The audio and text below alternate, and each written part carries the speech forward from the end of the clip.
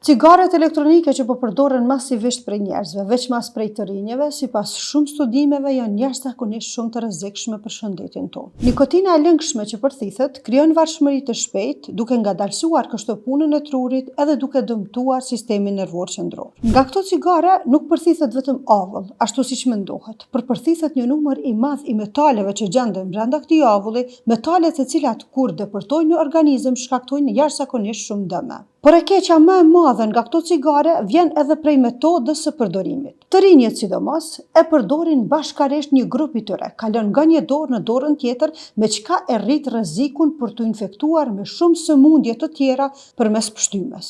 Ne e dimë që pshtyma është njëri prej faktorëve që mundet njeriu me rreziku më shumë ti me sëmundje infektive, prej gripit e deri te tuberkulozi dhe shumë sëmundje të tjera. Kjo shprehi duket e parëndësishme, por pasojat e saj janë jashtëzakonisht shumë të mëdha. Përveç dëmtimit të shëndetit, mund të nxitë fëmijët edhe të kalojnë në përdorimin e substancave të tjera, deri tek substancat narkotike. Nëse kemi dikë që e përdor cigaren elektronike ose vepën, të flasim me të, ta vëdësojmë për dëmet që i shkakton, sepse të dashur shikues shëndeti nuk është trend. As nuk ka të bëjë me trendin, por është pasuri edhe është amanet të cilën duhet ta ruajmë me përkushtim.